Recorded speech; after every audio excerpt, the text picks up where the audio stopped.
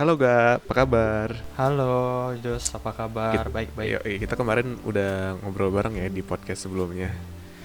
Iya, benar. Kalau di gua sih tepat satu episode sebelum episode Oh, ini eh itu bahas tentang anak tunggal bareng bareng lu ya, Pak ya. kita bareng. Jadi sekarang ketemu lagi. Kita sekarang mau ngomongin apa Gak? Kita hari ini mau ngomongin tentang pendidikan. Jadi kita ngomongin pendidikan, tapi kita nggak cuman pendidikan kayak sekolah doang ya. Mungkin pendidikan formal tapi lebih meluas dari sekolah, SMP, SMA Benar. gitu sampai kuliah gitu ya. Sebenarnya kalau kita ngomongin tentang pendidikan itu banyak ya, luas banget ya. Mulai dari formal, informal, ada vocational school. Tapi Yes. yang sebenarnya lebih fokusnya hari ini kita mau lebih fokus tentang formal education kali ya.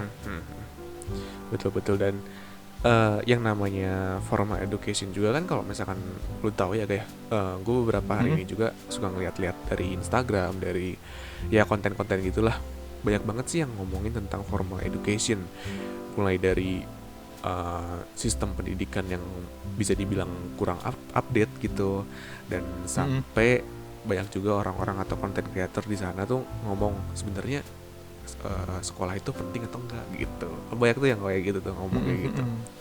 Benar-benar. Jadi gue mulai dari lu aja deh. Lu punya apa kayak pandangan atau pikiran apa sih tentang formal education sekarang belakangan ini gitu? Belakangan ini pandangan gue terhadap formal education gini ya. Ngelihat namanya, akhirnya gue mikir kalau formal education tuh sebenarnya akhirnya cuma buat formalitas gitu. Sebenarnya kan namanya juga formal, Iya. pendidikan formal, akhirnya formalitas gitu. Karena yang lu dapetin di situ nggak apa ya, waktu yang paling banyak lu pakai itu di sekolah, tapi lu nggak dapetin segitu banyak loh di sekolah gitu loh. Ternyata hanya dengan lu masuk sekolah itu nggak membuat lu jadi pintar, nggak membuat lu jadi seseorang yang punya wawasan yang luas gitu loh. Bener-bener. Dan terus apa ya, itu juga nggak nggak lepas dari sistem yang ada sekarang gitu ya, gitu. Iya sih.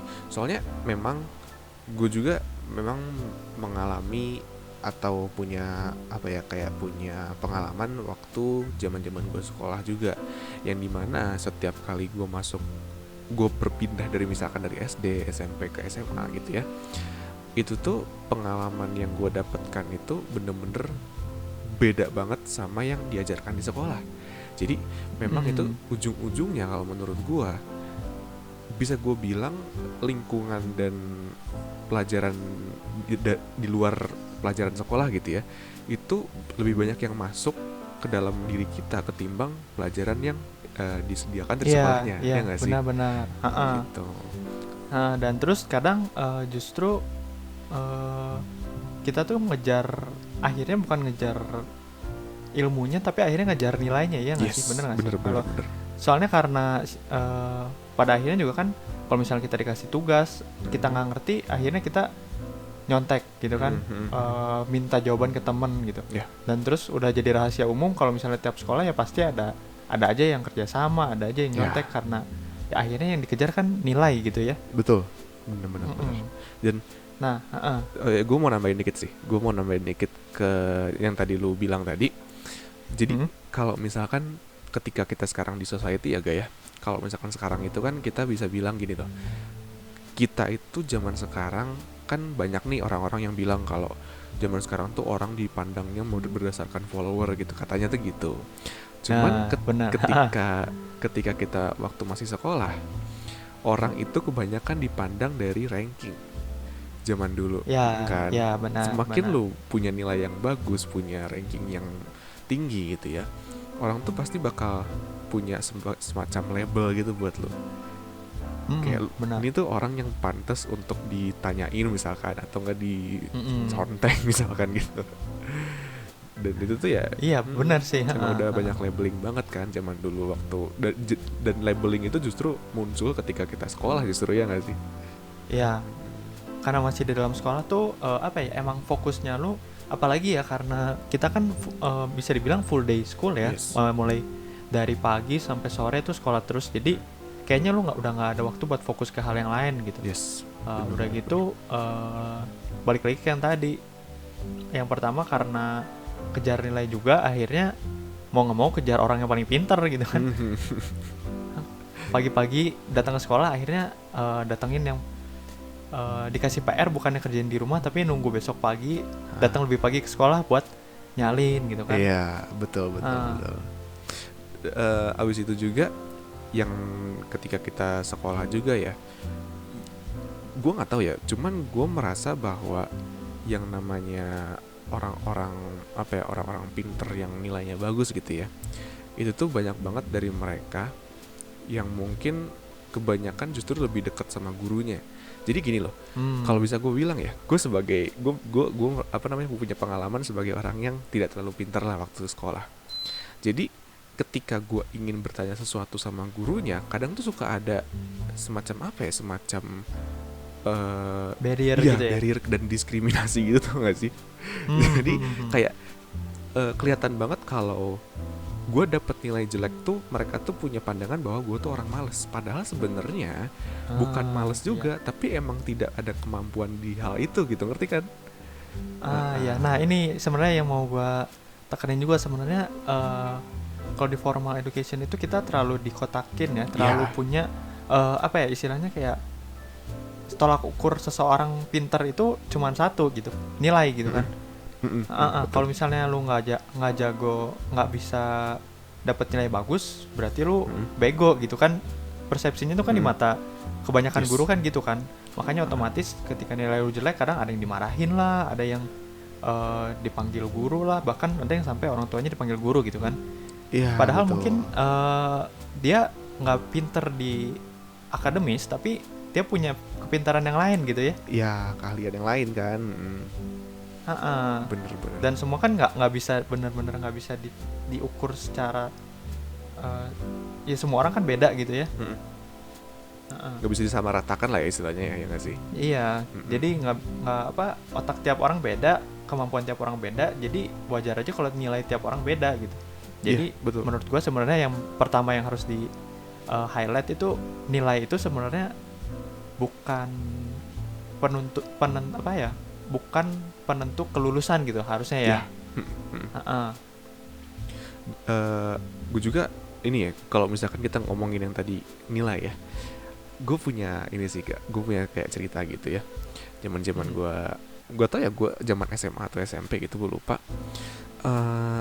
Ada satu anak yang bener-bener pinter banget lah istilahnya, dia tuh ranking 1 terus di sekolahnya, di kelas, dari zaman gue sekolah sama dia 3 tahun gitu ya. Dan sempat satu saat ketika kita lagi ujian, gue tuh tahu dia tuh anak yang jarang banget nyontek, karena dia ya udah anak pinter gitu ya, maksudnya emang dia nilainya bagus ya, ngapain nyontek gitu kan. Tapi ada satu saat di mana dia tuh bener-bener kepepet, jadi dia tuh harus nyontek gara-gara kayak ada semacam ujian mendadak gitu loh, tau gak sih? Kan dulu kan suka ada tuh. Iya, betul ya. Dan yang gue bukan istilahnya kayak miris gitu, bukan miris juga sih, kayak gue sayangkan gitu ya. Si anak pinter ini tuh, dia tuh nyonteknya itu bukan karena dia tuh ingin belajar si hal yang dia nggak tahu itu, tapi dengan tujuan mempertahankan si gelar dia sebagai seseorang yang ranking terus gitu, ngerti kan? Dan kayak maksud gue, kalau misalkan seperti itu jatuhnya, kenapa nggak sekalian aja lu nyontek semuanya gitu ujung-ujungnya. Dan kayak jadi intinya, even lu mau seorang yang pinter atau tidak pinter di sekolah pun, yang namanya nilai itu ujung-ujung menjadi sebuah predikat aja gitu, kayak lu pinter atau enggak dilihat dari nilai lu gitu loh. Banyak banget kayak gitu dulu. Dan kalau misalnya ngomongin tentang orang pintar, banyak banget hal yang kalau misalnya orang pintar itu kan di sekolah gampang banget dapat nilai gitu ya. Sedangkan kalau orang-orang yang tanda kutip bego ya, maksudnya bego di bidang formal gitu, misalnya nggak jago matematika, nggak jago pelajaran sekolah, mereka kan bakal lebih berusaha buat dapetin nilai gitu ya. Pada akhirnya mungkin itu juga yang mempengaruhi si orang-orang pintar ini buat tetap pertahanin nilainya gitu, karena apa ya, dia akhirnya mencari cara yang mudah buat dapat nilai gitu, karena dia terbiasa buat dapetin nilai itu dengan cara yang mudah gitu. Ya, Gitu loh. bener. Speaking of apa ya, kayak nilai gitu, kalau misalkan gue nih, kalau lu zaman-zaman mungkin SMA atau SMP, kira-kira lu tuh masuknya anak yang bener-bener ranking gitu atau gimana sih, gak? Gue sebenarnya dari SD sampai SMA tuh menurun ya. SD tuh gue SD tuh gue lah dulu selalu 10 besar. Udah itu sempat turun lah sampai kelas 6 tuh sempat turun. Udah itu masuk SMP masuk ranking 10 besar lagi gitu ya. Udah gitu pas SMA, ini SMA-nya emang terkenal sama soalnya yang susah-susah gitu ya. Ya pokoknya bikin pening, bikin sakit kepala lah. Akhirnya sampai SMA tuh gue bener-bener rankingnya udah di bawah apa ya, udah kisaran belasan bahkan sampai 20 gitu. Gitu. Akhirnya gue bukan ngejar lagi ranking, akhirnya gue cuma ngejar KKM gitu kan. KKM tuh kan nilai minimal ya. Akhirnya gue cuma ngejar KKM aja gitu. Gitu. Jadi kalau dibilang secara pendidikan formal cukup mumpuni atau enggak, kalau secara SD SMP gue bisa, waktu SMA gue menurun sih kalau dilihat secara nilai dan rankingnya gitu. Kalau lu sendiri gimana? Gini, gue sebenarnya kalau gue dibilang zaman gue sekolah itu, memang gue anaknya tuh sama kayak lu, mirip-mirip sama lu. Jadi dari SD tuh bener-bener di puncak, dan ya SMA makin lama makin nggak ada hasilnya gitu, nggak ada nilainya maksudnya. Tapi gini, mungkin gue nggak tahu ya, lu udah denger podcast gue yang sebelumnya atau belum, di podcast pribadi gue. Jadi gue gini, waktu itu gue sempat cerita juga di podcast yang gue gitu ya, dimana gue tuh nyeritain tentang zaman gue masih SD gak. Jadi gini, waktu gue cerita dikit lah ya kayak, zaman gue SD itu gue tuh bisa dibilang sangat kayak orang tua gue tuh sangat overprotective banget. Jadi bener-bener gue tuh harus menghabiskan waktu hanya untuk belajar waktu itu. Dan gue tuh nggak pernah yang namanya ranking 5 sampai 10 tuh gue nggak pernah, tapi lebih seringnya ranking 1 sampai 5 waktu dulu. Dan gue tuh sempat juga waktu dulu ya, sekali aja, bener-bener sekali gue tuh ranking 9 kalau nggak salah, atau ranking 13 gitu. Dan ketika gue dapet ranking itu, gue langsung dimarahin habis-habisan sama orang tua gue. Sekeras itu keluarga gue tuh waktu itu ya. Dan kalau misalkan lo tahu apa yang hasil yang gue dapat ketika gue masuk SMP, di lingkungan yang baru, di tempat yang baru, itu sama sekali gue nggak bisa menjadi seorang kayak seorang remaja pada umumnya. Jadi gue tuh punya kesulitan dalam bersosialisasi, gue nggak tahu apa-apa, gue nggak punya pengalaman sama sekali. Karena apa? Karena zaman SD tuh gue mau ngapa-ngapain tuh nggak dibolehin kecuali belajar, gitu.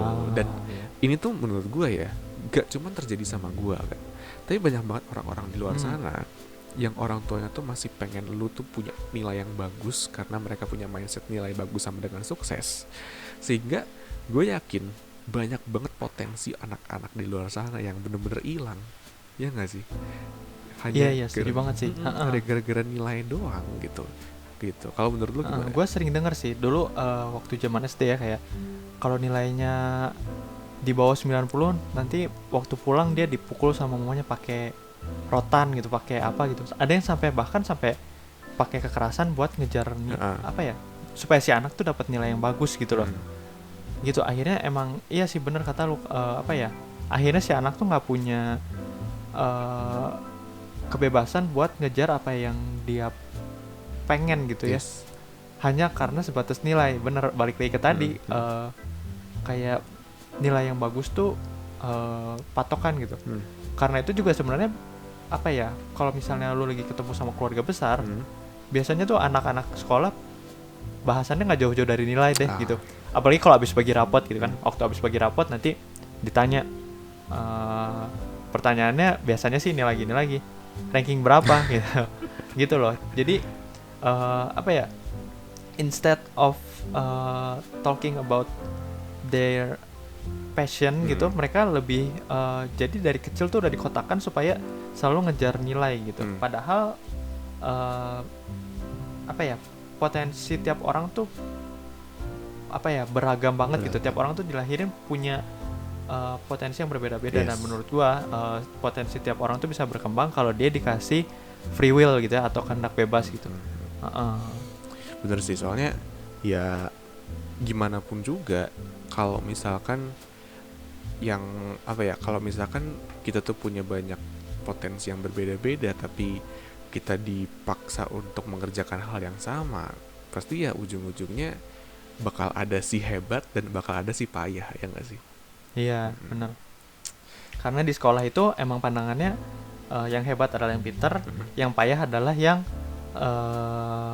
apa? Yang nilainya jelek gitu kan.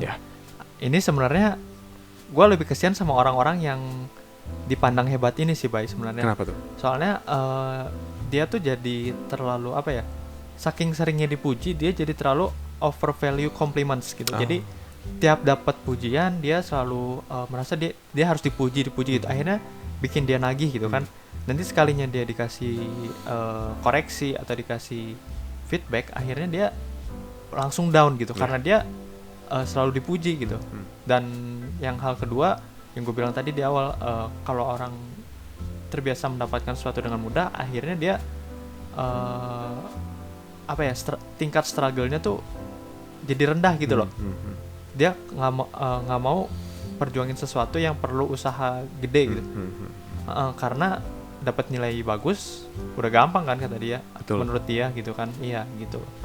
Gue mau nambahin juga gak cuman dia tuh jadi punya apa ya, kayak semacam kemudahan dalam mendapatkan segalanya, tapi gue juga mau nambahin kalau orang-orang yang bisa dibilang pintar gitu ya, dia tuh karena saking saking banyaknya waktu yang dia habiskan hanya untuk mencari sebuah nilai, dia tuh nggak aware sama kehidupan yang realita di sekitarnya. Jadi istilahnya gue bisa bilang kayak lu itu diajarkan untuk diajarkan untuk berenang, lu diajarin untuk berenang terus menerus, dan lu tuh bener-bener mencari nilai renang yang bener-bener paling tinggi gitu. Tapi lu tuh nggak sadar bahwa sebenarnya ujung-ujungnya lu tuh harus berenang di lautan, bukan berenang di kolam renang. Ya gitu. benar. Iya gak sih? Jadi ini benar sama yang menteri pendidikan kita yang sekarang ngomong kan. Waktu itu dibilang selama ini tuh anak-anak dididik di dalam kolam renang gitu kan. Tapi setelah mereka lulus, mereka langsung terjun ke lautan lepas gitu kan. Yes, betul. Iya, benar banget, gue setuju banget sih. Dan itu juga sih, gak cuman mereka tuh kaget doang, tapi gue tuh kemarin dengerin podcast lu yang sama si Yoel kalau nggak salah gak? Iya. Tentang dia tuh kan bilang kalau dia tuh pindah jurusan ya kalau nggak salah ya. Iya benar. Dah gini nih, gue mau ngomongin itu sebentar. Kalau menurut gue nggak tahu ya, tapi menurut pandangan menurut gue tuh yang namanya kuliah itu bisa dibilang gap atau kayak jangka waktunya dari sekolah SMA terakhir sampai ke kuliah itu terlalu bentar. Kenapa? Karena lo itu masih dapet semacam gue bisa bilang banyak banget pengaruh-pengaruh dari teman-teman lo ketika SMA, sehingga masih banyak banget orang yang masuk kuliah itu karena ikut-ikutan nggak? Jadi bener-bener dia tuh masuk ke jurusan itu bukan karena dia punya passion hal tersebut, tapi karena dia tuh pengen punya teman. Nah, sementara kita itu sebagai anak SMA kelas 3 itu, kita tuh masih belum terlalu mengerti tentang dunia luar, dunia kerasnya dunia luar itu seperti apa, luasnya dunia luar itu seperti apa. Jadi ketika kita udah di tengah jalan, kita baru sadar, oh dunia tuh seluas ini loh. Kenapa sih gue harus ikutin temen gue yang kemarin? Gue malah jadi terbebani nih, gitu. Makanya banyak banget istilah-istilah kayak salah jurusan lah, terus tiba-tiba enggak. Benar. Kalau kata lu gimana? Kalau kata gue sih bener sih. Jadi sebenarnya itu balik lagi ke uh, waktu SMP, SMA, SD itu si murid itu kita itu nggak pernah di, di apa ya, nggak pernah diasah buat ngegali apa yang kita punya dan apa yang kita pengen gitu. Betul. Selalu kan dari SD kita selalu punya mata pelajaran yang sama, punya jam jam pelajaran yang sama gitu kan, dari pagi sampai sore tiap hari, dan kita harus pelajarin semuanya gitu kan. Dan menurut gua ada beberapa mata pelajaran yang nggak masuk akal gitu kan, dan diukur dengan nilai gitu. Contoh jelasnya yang paling jelas itu agama deh. Pelajaran agama menurut gua ya, mungkin lu bisa secara di atas kertas dapat nilai bagus gitu ya, tapi kan agama tuh sesuatu yang harus dipraktekin gitu ya, sesuatu yang harus implementasiin lah, dikerjain lah gitu, bukan sesuatu yang teoritis gitu. Itu pertama. Kedua, PKN, pendidikan kewarganegaraan gitu. Kalau kita lihat banyak banget kan orang yang lulus SMA gitu kan, udah pastilah mereka dari SD, SMP, SMA belajar tentang kewarganegaraan. Tapi berapa banyak yang akhirnya berujung jadi vandalisme, berujung jadi jadi preman, jadi apalah. Nah akhirnya gue mikir, lu udah belajar kewarganegaraan, misalnya lu dapat nilai gitu kan, udah lulus, tapi ternyata itu nggak ada impact apa-apa sama lu ternyata gitu loh. Gitu. Jadi menurut gue sebenarnya dibandingin lu belajar sesuatu yang gak lu suka dan gak lu pengen, mending lu tuh ngegali apa yang lu punya dan lu pengen, dan akhirnya waktu lu kuliah nanti lu bisa bener-bener tahu apa yang lu mau dan lu punya gitu kan. Jadi lu nggak usah ngikut-ikutan temen. Betul. Terus ikut jurusan cuman karena pengen dapet teman doang gitu. Benar sih. Dan kalau misalkan kita jangan masuk dulu ke kuliah deh. Gue mau balik lagi ke SMA ya. Ketika kita zaman ke sekolah SMA kayak gitu, kalau misalkan kita lihat zaman dulu gitu ya, kita tuh pasti punya kelompok tertentu lah, bisa dibilang kayak kelompok tertentu yang memang teman-teman itu deket dan nyambung sama kita gak. Tapi kalau misalkan lu sadar, ketika kita zaman dulu punya lingkungan kelompok seperti itu, misalkan yang dimana kita tuh sama-sama suka uang misalkan, atau kita sama suka sains, suka hukum dan lain-lain. Tapi ketika ketika lu sudah mulai beranjak ke setelah SMA yaitu kuliah, itu tuh bakal berbeda gak. Jadi gue bakal nambahin yang tadi juga. Jadi gue bisa bilang bahwa ketika lu ada di SMA, itu tuh lu bakal punya yang namanya kayak lu tuh bakal punya kelompok yang bisa bikin lu punya ketertarikan pada suatu hal. Tapi ketika lu jadi seakan-akan kayak lu kayak dicuci otak gitu loh. Jadi sebenarnya tuh lu nggak terlalu suka sama hal itu, tapi karena lu punya lingkungan seperti itu, lu jadi suka gitu. Iya, benar. Akhirnya balik lagi ke lingkungan. Iya. Dan ketika lu udah masuk ke kuliah, lingkungan lu beda lagi, dan lu tuh udah langsung bingung lagi, ini sebenarnya cocok atau enggak sih sama gue gitu, si kuliah ini, si jurusan gue ini gitu loh. Dan itu sebenarnya kalau misalnya kita lihat tiap lingkup itu pasti ada satu orang yang dominan gitu kan. Dan kadang itu misalnya satu kelompok ada 5 orang, ada satu orang yang dominan. Kadang-kadang tuh walaupun 4 orang yang lainnya punya free will ya, tapi tuh satu orang ini kadang bener-bener punya influence yang tinggi banget, sampai yang lain tuh mikir istilahnya satu orang ini jadi bener yang lu tadi bilang, jadi pencuci otaknya, jadi semua orang ngikutin mindsetnya dia gitu. Begitu ada satu yang belot dikit, terus biasanya mereka langsung di judge gitu kan. Lu ngapain sih gitu. Misalnya lu ada di lingkungan pertemanan yang ngegame gitu kan. Udah itu begitu ada satu orang yang jualan, udah itu dibilangin, lu ngapain jualan sih gitu kan. Betul. Kayak orang susah aja gitu. Betul. Misalnya gitu loh. Jadi emang kalau kata gue ya, kalau ini mah semacam pandangan gue aja, gap antara lulus SMA sama kuliah menurut gue ya kayaknya harus dipanjangin lagi. Bukan karena gue pengen menghabiskan waktu atau menghabiskan umur gitu ya, tapi menurut gua anak-anak itu masih belum bisa jadi diri mereka sendiri gak. Dan gue juga ngelihat di mana di apa tuh, di luar negeri beberapa negara gitu, ada yang SMA-nya tuh cuman 2 tahun doang. Jadi totalnya itu bukan 12 tahun tapi 11 tahun. Dan itu kalau kata gue si 1 tahunnya itu bisa dipakai untuk si anaknya itu mencari diri mereka sendiri itu mau jadi apa sebenarnya. Karena ya kalau misalkan lu tiap hari ketemu sama orang yang itu aja, dan dari kelompok seperti itu aja, ya lu tidak bisa nge-explore dunia luar gitu. Sementara yang namanya dunia luar itu kan luas banget ya nggak sih gitu. Itu sebenarnya ini sih salah satunya yang sistem pendidikan yang paling bagus itu kan ada di Finlandia gitu kan. Terus salah satunya itu mereka punya misalnya 1 jam pelajaran itu 45 menit gitu ya. Mereka tuh punya 15 menit buat main gitu. Jadi mereka nggak fokus ke sama pendidikan, sama pelajaran. Dia punya waktu mainnya gitu. Terus dia punya PR yang dikit banget, udah gitu punya apa ya?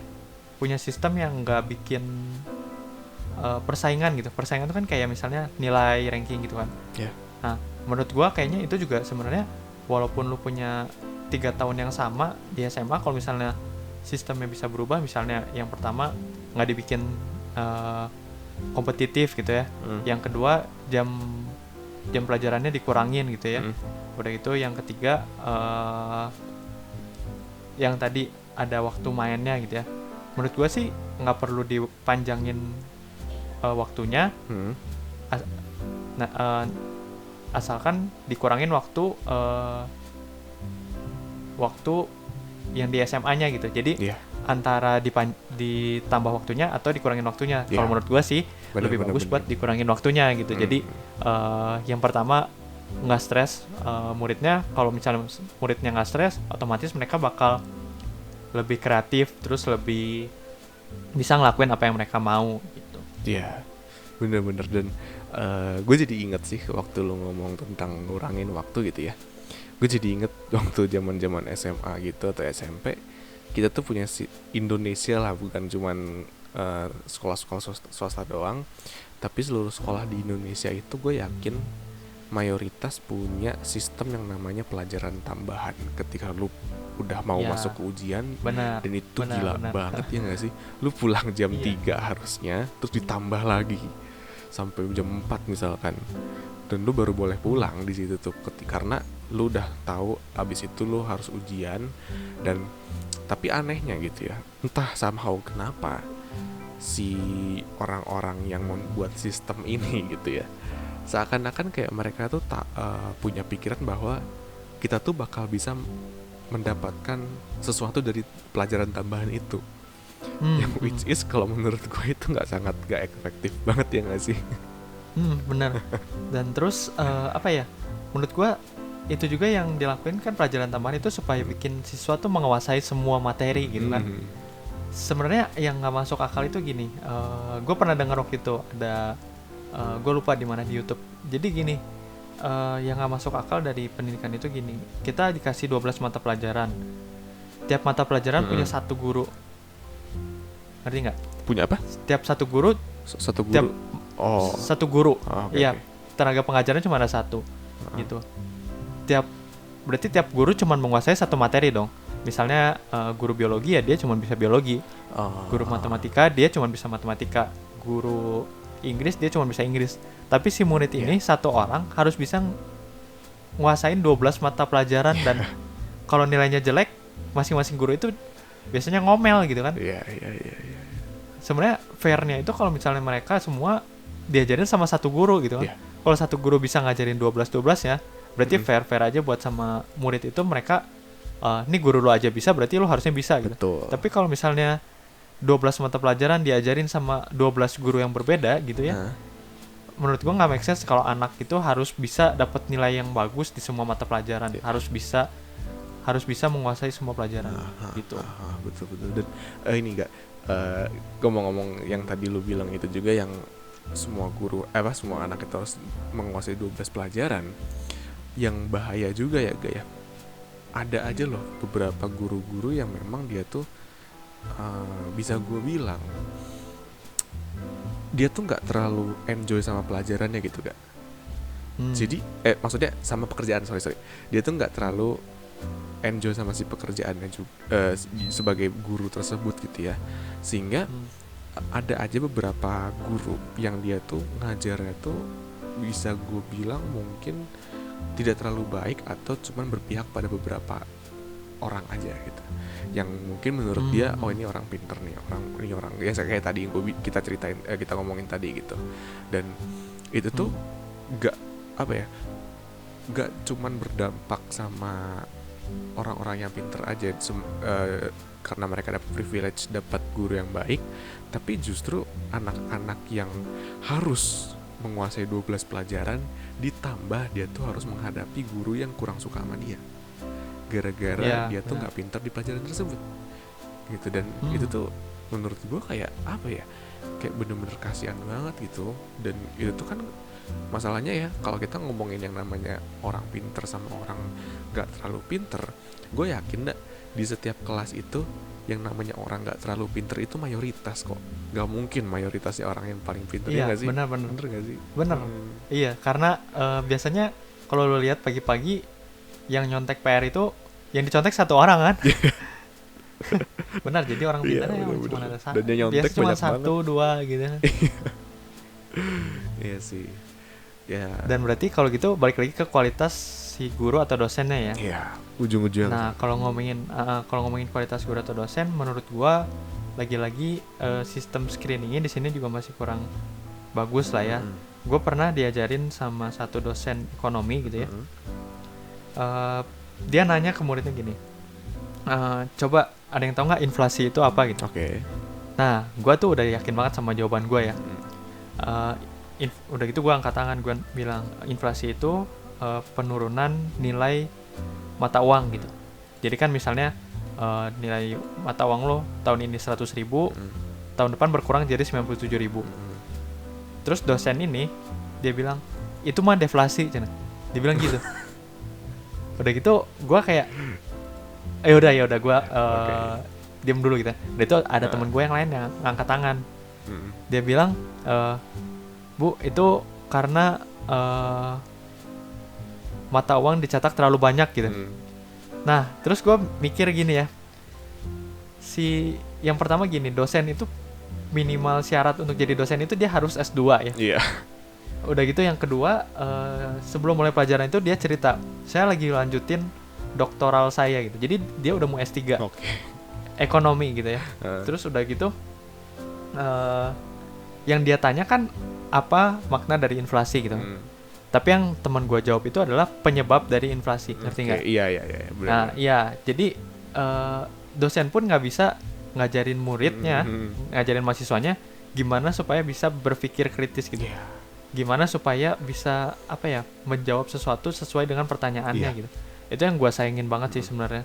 Dan dosen ini juga waktu itu sempat ada masalah gini. Banyak banget isu yang beredar di teman-teman gue itu kalau pokoknya kalau lu ganteng ya, cowok ganteng atau enggak lu deketin aja deh itu dosennya. Nanti lu nilai lu otomatis bagus lah gitu. Dan sebenarnya terbukti gitu. Akhirnya banyak kalau misalnya mahasiswa yang perempuan itu nilainya banyak lebih jelek daripada mahasiswa yang laki-laki gitu. Nah, ini kan nggak make sense banget. Yang pertama udah mah dosen ini udah mau S3. Terus yang kedua dia ambilnya ekonomi, dan menurut gua kayak pertanyaan basic semacam itu kok bisa sampai miss gitu ya. Gua bingungnya di situ sih. Nah, itu dia yang menurut gua sistem screeningnya kayaknya cuman asal S2, asal interview udah beres deh gitu. Kayak gampang banget tuh jadi dosen gitu loh. Bener. Iya sih, jadi istilahnya ya kalau bisa gue simpulkan, semakin lu maksudnya kalau bisa gue simpulkan itu dosen lu itu ya dia tuh hanya terpaku sama apa yang teori udah jelasin, dan menurut dia itu udah pakem lah istilahnya. Ya lu harus ikut sama si teorinya. Jadi dia tuh nggak bisa lihat dari beberapa sisi yang berbeda, dari beberapa perspektif yang berbeda. Sementara lu itu menjelaskan hal yang sama tapi lewat perspektif yang berbeda, dan dia tuh tidak mengerti. Ya nggak sih? Dan terus di sini tuh punya pandangan gini ya, pokoknya murid itu harus nurut sama guru gitu, mahasiswa harus nurut sama dosen gitu. Kalau dosen ngomong apa, dosen itu pasti benar gitu. Padahal nggak selamanya dosen dan guru itu benar gitu kan. Ada kalanya di mana murid itu harus bisa diskusi atau malah debat sama dosen atau guru gitu kan. Which is sebenarnya debat itu kan sehat ya, beradu pendapat lah ya istilahnya gitu. Tapi akhirnya si murid itu ujung-ujungnya jadi seseorang yang ya udah terima jadi aja deh, patuh aja sama gurunya gitu. Akhirnya otomatis waktu dia lulus pun dia ya udah ngikutin apa aja yang sistem yang ada gitu. Sementara itu kita lihat kan sekarang udah kayak banyak banget sistem-sistem yang yang nggak bener gitu kan di sini kan. Kayak ada rambu-rambu dilarang muter, tapi banyak yang muter, ada polisi tapi tetap didiemin aja gitu loh. Padahal harusnya ada orang yang berani buat speak up, berani buat debat, berani buat bilang kalau ini salah gitu loh. Betul. Ya kita emang mungkin menurut gue ya, yang namanya sistem nggak cuma sistem dari pendidikannya juga, tapi sistem dari penilaian sih. Orang-orang yang memang tugasnya untuk nge-share ilmu mereka.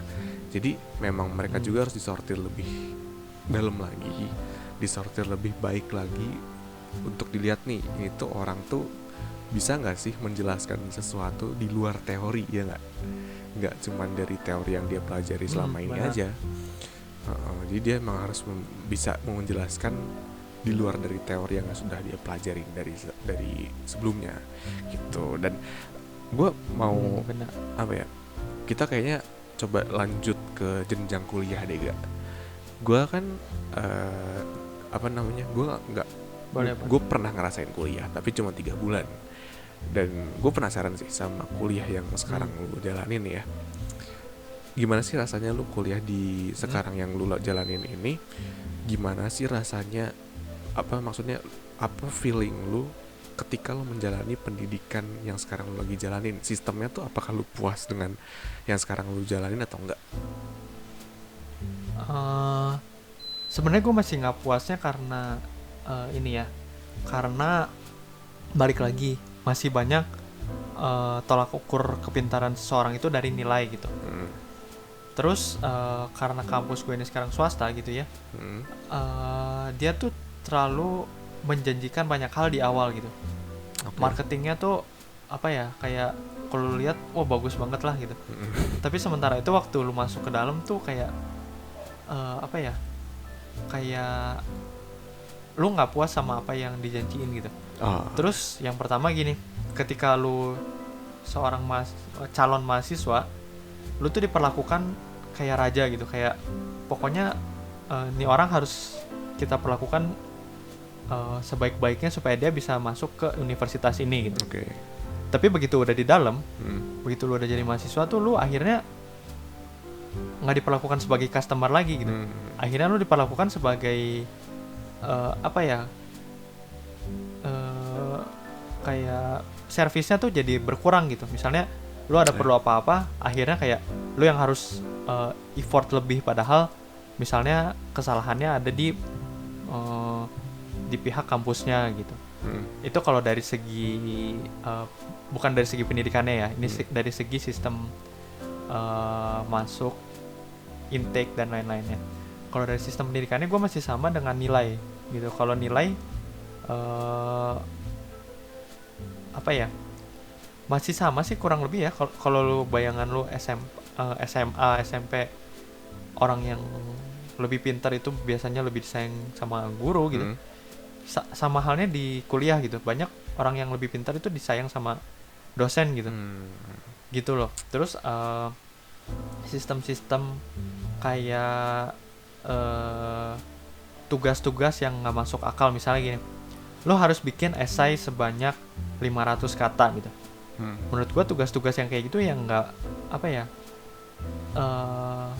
nggak bikin lo pinter juga sih kalau lo bikin esai 500 kata gitu loh. Maksud gue, kadang orang jadi terlalu bertele-tele ketika dikasih tugas 500 kata, akan akhirnya lu cuma manjang-manjangin kata doang kan. akhirnya lu nggak diajarin gimana caranya supaya bisa menyampaikan sesuatu dengan padat tapi singkat gitu. Udah gitu ada aturan-aturan yang nggak make sense juga kata gue di sini. Kayak misalnya lu nggak boleh pakai celana ripped jeans. Udah gitu kayak lu nggak boleh ini, nggak boleh itu gitu. Iya gitu. Nah sebenarnya gue mau nanya juga nih, kalau misalnya menurut lu banyak banget kan nih aturan-aturan di sekolah yang nggak masuk akal gitu. Menurut lu apa aja yang peraturan yang nggak masuk akal, dan menurut lu bener nggak sih ada peraturan larangan itu? Gini deh, kayaknya kalau misalkan gue ceritain dari sisi gue sebagai anak sekolah, pasti kan itu bakal beda-beda ya Gaya, yang namanya peraturan kayak misalkan nih ada sekolah yang nggak boleh pakai jaket waktu di kelasnya. Terus ada juga kalau dari sekolah gue ya, si yang cewek-ceweknya harus diikat rambutnya, nggak boleh dikucir. Terus sepatu harus warna hitam lah, ini harus si kaos kakinya harus semata kaki misalkan. Tapi kalau menurut gue itu tuh sebenarnya cuman sistem yang kebanyakan dimilikin sama sekolah swasta gak. Dan ketika gue gue pernah cerita sama orang-orang yang di sekolah di negeri, kebanyakan tuh mereka nggak punya peraturan seperti itu gak. Jadi lu mau pakai jaket lapis 3 juga nggak apa-apa di kelas.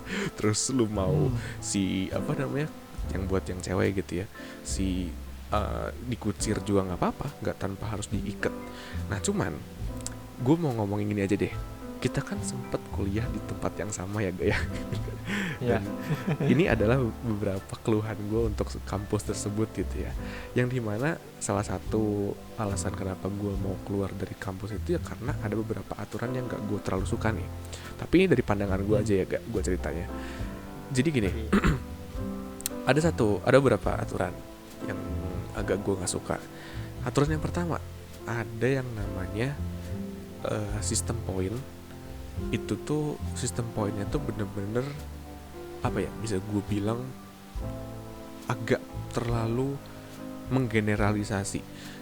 Gini, lu tahu gak sih waktu kita bareng-bareng di kuliah itu kan ada yang namanya poin apa sih, kayak semacam poin apa tuh yang namanya keaktifan, kayak keaktifan gitu, yang dimana kayak misalkan lu masuk ke ikut seminar lu dapet poin, tahu nggak tuh? Nah, mana? Nah, itu gue tuh agak kurang sukanya. Kenapa? Soalnya waktu itu gue tuh ikut seminar, salah satu seminar yang dimana gue tuh nggak ada sama sekali pikiran untuk si poinnya itu si seminarnya itu gue jadiin poin buat kuliah gitu. Gue sama sekali nggak ada, karena gue emang bener-bener pure pengen ikutan si seminar itu. Tapi yang terjadi adalah ada aja gitu orang-orang yang justru dia tuh ikut seminar karena terpaksa gak. Jadinya tuh seperti itu. Jadi ketika dia seminar itu pulang cepet lah, terus sama sekali gak aktif sama sekali.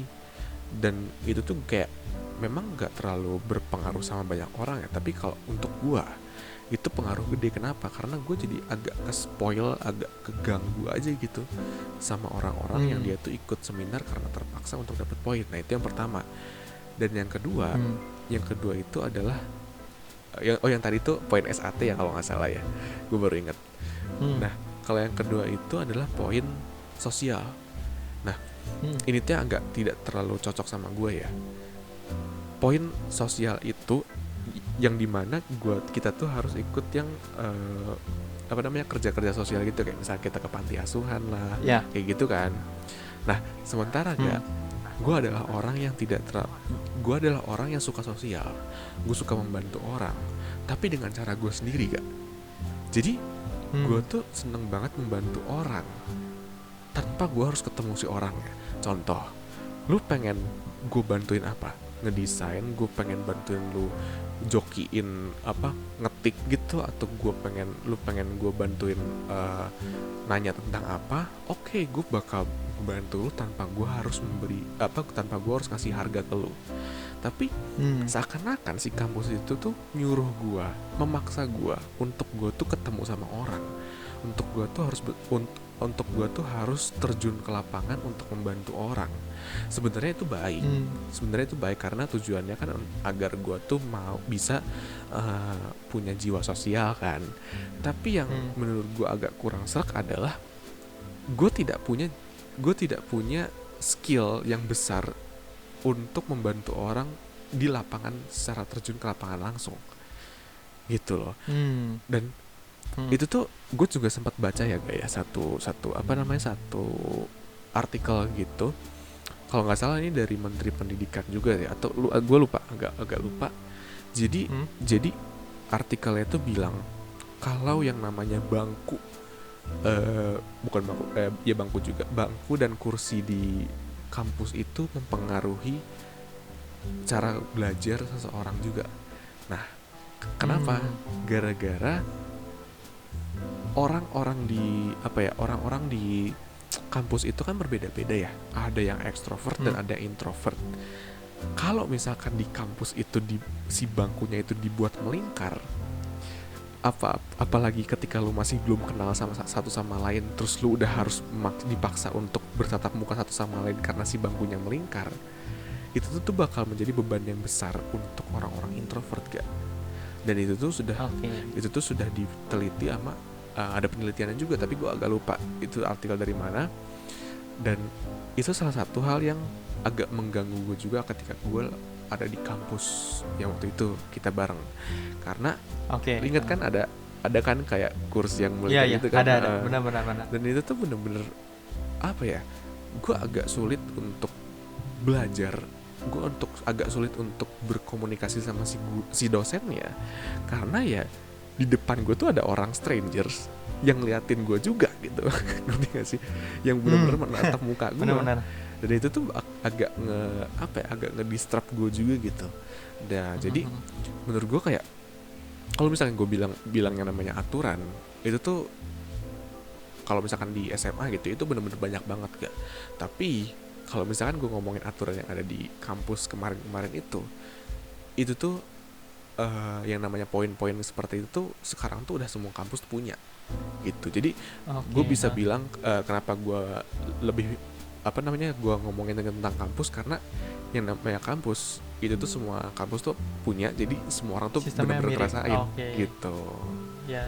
Itu sih kalau dari pandangan gue kenapa gue agak tidak terlalu suka sama si peraturannya gitu. Sebenarnya kalau misalnya ngomong itu juga apa ya, instead of bikin orang mau buat aktif dan mau buat kerja sosial secara sukarela, akhirnya menurut gue justru sistem poin poin itu bikin orang jadi pamrih gitu ya. Jadi benar, soalnya gini, gue kan sempat waktu itu aktif di satu organisasi gitu ya, sempat jadi koordinator organisasi foto lah di kampus itu. Udah gitu tiap ada event terus dimintain tolong buat bikin buat gabung jadi panitia, terus mereka tuh ada beberapa yang pertanyaan awalnya gini, gue dapat poin SAT nggak gitu. Jadi akhirnya mereka tuh aktif itu cuma buat dapat poin. Balik lagi ke sebenarnya ini mirip-mirip sama nilai ya. Jadi orang itu belajar cuma buat ngejar nilai gitu, bukan buat dapat ilmunya gitu.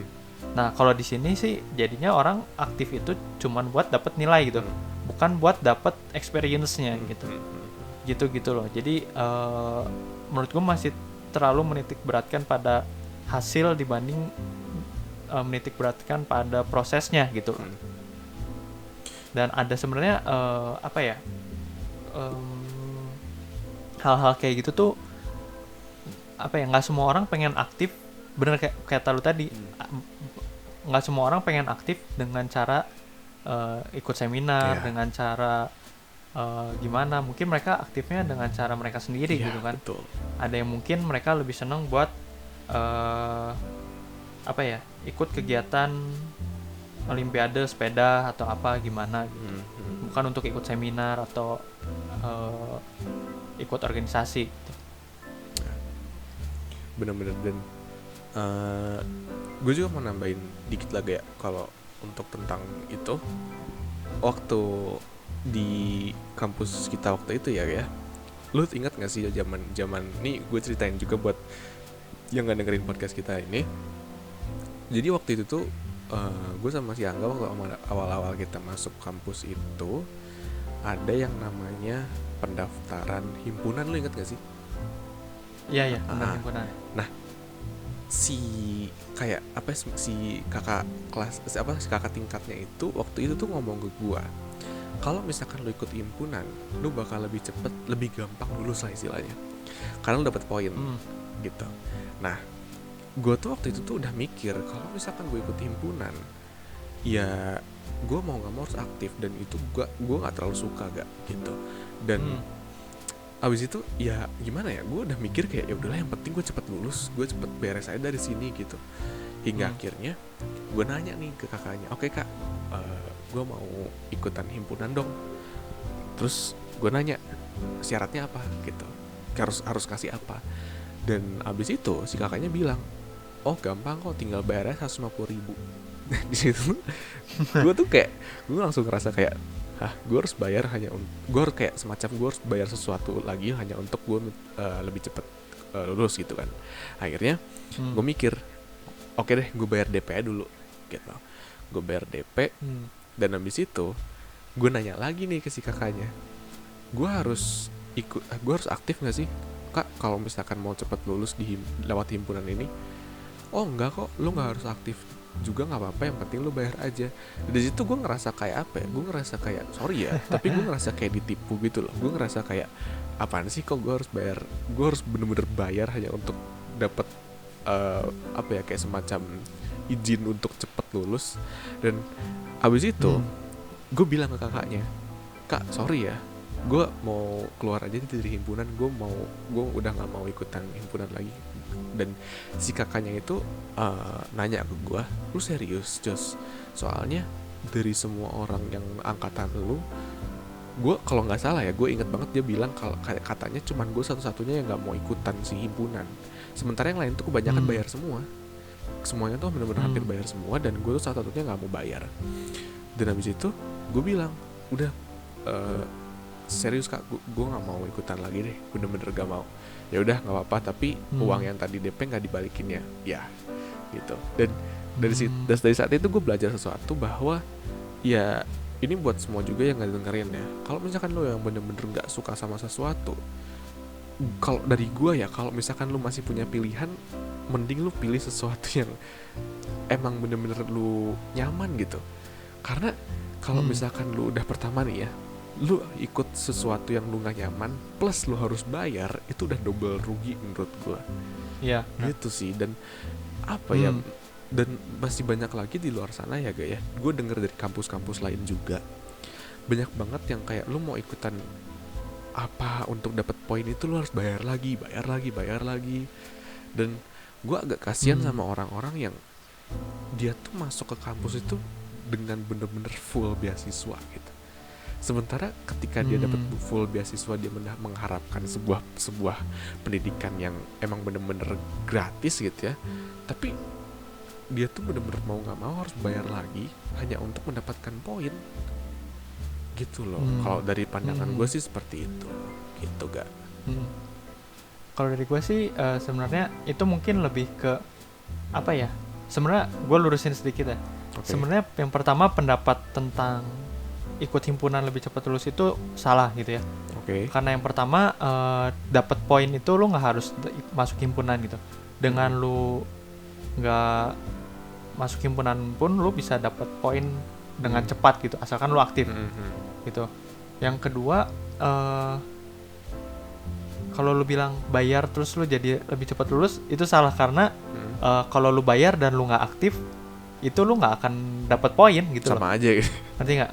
Mungkin itu sebenarnya yang lu temuin waktu itu sebenarnya bisa dibilang oknum sih ya.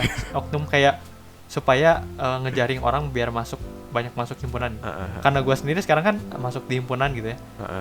Sebenarnya nggak apa ya, itu nggak bikin lu cepat lulus gitu. Dan bayar pun itu sebenarnya akhirnya buat operasional gitu ya, buat operasional si himpunan, buat karena lu bikin event, kenapa perlu ada uang kas gitu ya.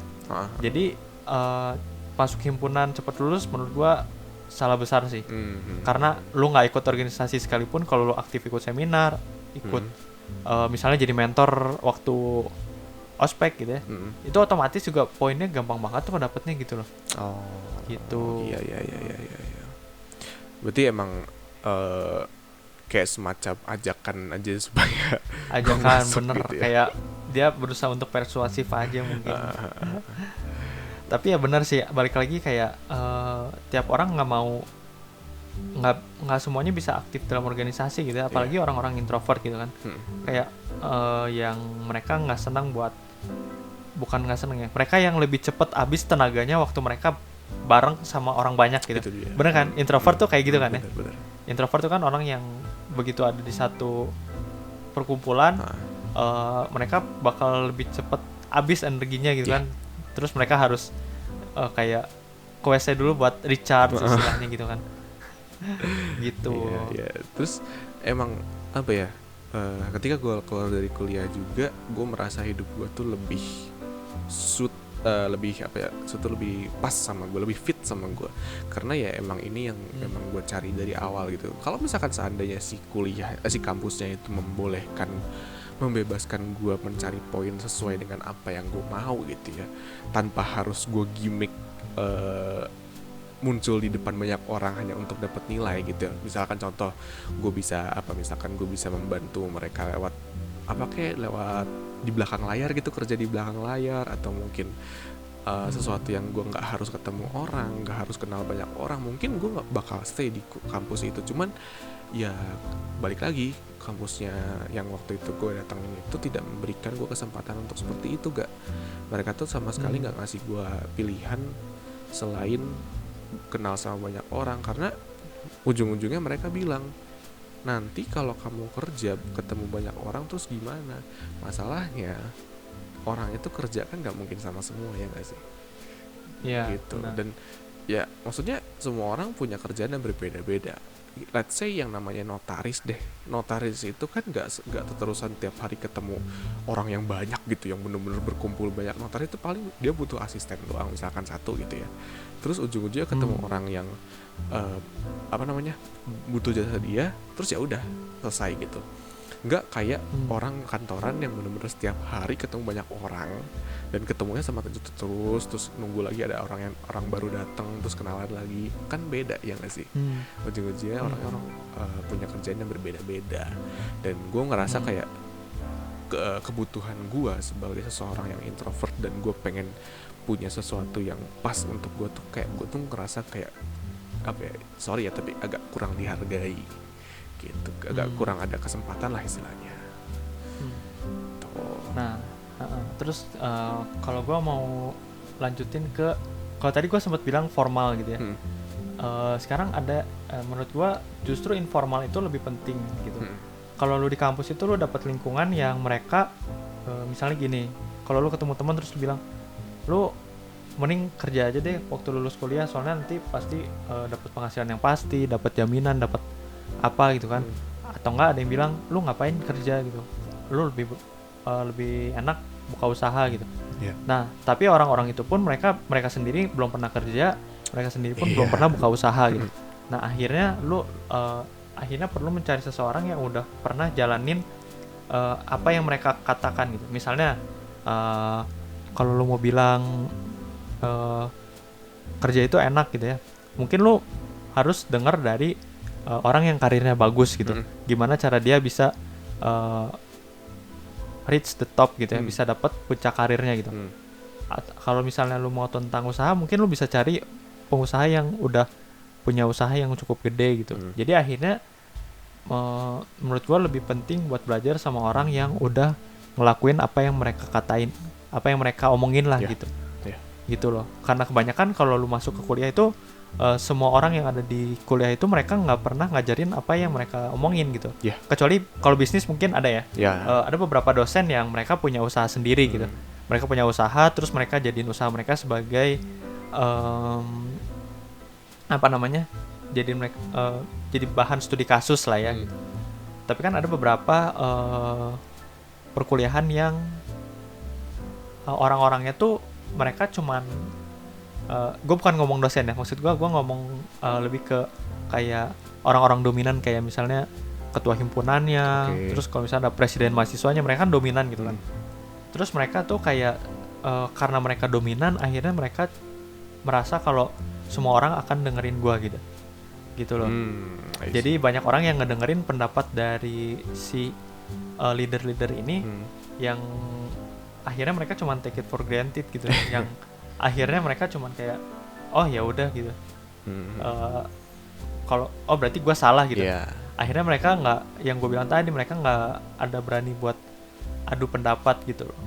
Gitu. Dan jadi menurut gue dan itulah ya guys, sorry ya gue potong dikit. Dan itulah kalau menurut gue ya, itu tuh sebuah produk dari sebuah mindset yang menurut gue itu tuh produk dari kita sekolah dulu, gak? Kenapa? Karena lu tuh nggak diajarkan untuk melihat dari banyak perspektif, gitu loh. Jadi lu tuh hanya dapat dari satu orang, ya oke, lu langsung terima aja, dan lu tuh nggak mau lagi untuk mendapatkan dari orang-orang yang dari luar sana gitu, yang mungkin pendapatnya beda, dan lu tuh nggak bisa ngambil dari banyak ilmu dan abis itu lu bikin jadi average-nya gitu ya. Pokoknya ya apa yang lu lihat sekarang itu yang lu pahami sampai nanti, ujung-ujungnya jadi gitu, ya nggak sih? Itu benar sih. Jadi kayak yang banyak skills yang sebenarnya lu perlu lu punya, apalagi kayak di zaman sekarang gitu kan. Kayak misalnya problem solving gitu kan. Udah gitu critical thinking gitu kan. Orang itu udah banyak banget yang nggak berpikir kritis gitu. Kayak misalnya cara gampangnya gini, banyak orang yang termakan sama hoax gitu kan. Ada berita dikit terus langsung kebawa emosi gitu.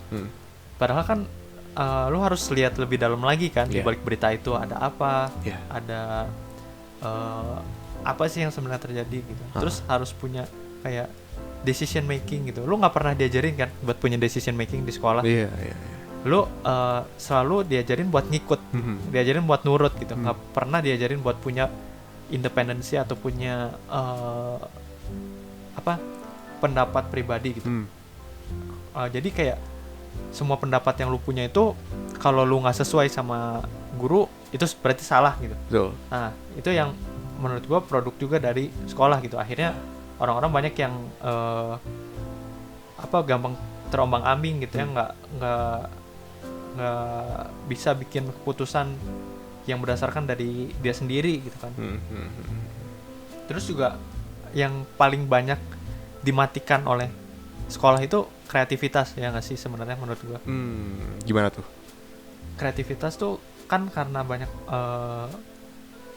gini, tiap orang tuh kan pasti punya pemikirannya sendiri gitu.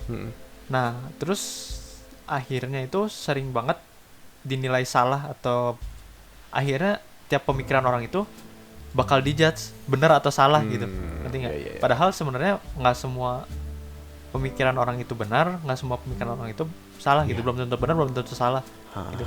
Itu kan apa yang dilakuin orang kalau lagi brainstorming gitu kan. Kalau misalnya lu tahu ada sistem kalau orang lagi rame-rame brainstorming itu, mereka bakal keluarin semua apa yang ada di kepalanya tanpa menilai itu benar atau salah gitu. Jadi ada ide sejelek apapun lu keluarin, lu tulis di situ, nggak akan ada yang ngejudge lu gitu. Betul. Sedangkan kalau di sekolah itu lu tiap ada ide lu pasti akan berujung pada dua gitu, antara benar atau salah gitu. Akhirnya itu yang menurut gue bener-bener matiin kreativitas kita gitu. Banyak orang, apalagi orang-orang yang seumuran kita. Betul. Itu emang masih banyak sih yang kalau kata gue emang harus dibenahi, ya nggak sih, dari sistem pendidikan, mulai sistem pendidikan sampai tenaga kerjanya juga, ya nggak sih. Dan ya mungkin memang menurut gue ini masih PR juga sih, untuk nggak cuma Indonesia ya, menurut gue mungkin ada beberapa juga negara-negara lain yang masih punya sistem, beberapa negara berkembang masih punya sistem pendidikan yang terlalu keras, tidak terlalu efektif dan lain-lain gitu. Dan ya gitu deh, pokoknya masih banyak yang harus kita ini juga. Dan kalau bisa kita tuh masih lebih bisa mau nerima nerima ilmu-ilmu dari tempat lain selain sekolah gitu, supaya kita juga makin banyak pengalaman, makin banyak ilmunya, makin banyak isinya lah gitu, ketimbang dari sekolah formal seperti biasa gitu. Dan untuk terakhir ya Kak, ini udah hampir sejam lebih gitu ya. Iya, Mungkin soalnya masih banyak yang harus dibahas sebenarnya, cuman ya ini terlalu panjang juga sih. Jadi kalau untuk terakhir nih, kalau menurut lu saran atau apa sih yang lu mau kasih untuk teman-teman kita di sana yang mungkin sekarang tuh lagi menjalani pendidikan formal? Menurut gua jangan terlalu ngejar nilai gitu ya. Kalau misalnya nilai lu bisa bagus, oke, tapi maksud gua jangan sampai lu belajar mati-matian kayak harus sampai begadang gitu ya. Gitu. Lu harus cari sesuatu yang lu suka dan lu pengen gitu. Misalnya lu suka musik, coba mulai kembangin musik gitu. Kalau lu suka foto, mulai kembangin foto. Kalau misalnya lu suka desain, mulai kembangin desain gitu. Jadi sejak dari kecil tuh lu udah mulai tahu apa yang lu pengen, dan ketika lu kuliah nanti dan lu ketika udah grow nanti, lu udah tahu apa yang mau lu jalanin. Jadi lu nggak bingung gitu. Kalau dari lu gimana? Oke, kalau dari gua, kalau menurut gue segala sesuatu yang berlebihan itu jelek. Jadi sama kayak lu sih sebenarnya. Jadi kalau menurut gue terlalu banyak belajar salah, dan tidak sama sekali belajar pun salah. Jadi menurut gue lu harus bisa nyimbangin antara formal dan informal. Karena apa? Karena di dunia ini tuh terlalu luas. Lu nggak bisa ngelihat yang namanya pendidikan formal tuh sebagai sebuah lautan. Kembali lagi ke yang Menteri Pendidikan, tapi yang namanya lautan itu justru setelah pendidikan formal gitu. Kalau menurut gue sih gitu. Ya gitu aja sih ya Kak untuk podcast kali ini, tema kali ini. Mungkin nanti next time kita bakal ngomongin yang lain. Kita bakal ngobrolin lagi. Oke deh, gitu aja Kak. Thank you banget ya. Mungkin Sip. nanti next time kita bakal ngomongin yang lebih yang lebih luas lagi gitu ya si temanya. Iya. Mungkin bisa meluas dari tema pendidikan ini mungkin. Betul. Ya, kayak misalnya keuangan apa dan lain-lain lah ya. Kita mungkin kalian yang ngobrol yang lagi dengerin podcast ini ya kasih saran aja ya, supaya kita tahu apa sih yang kita yang cocok kita omongin ke depannya gitu. Oke deh Kak. Thank you banget ya. Sampai ketemu lagi ya. Bye bye.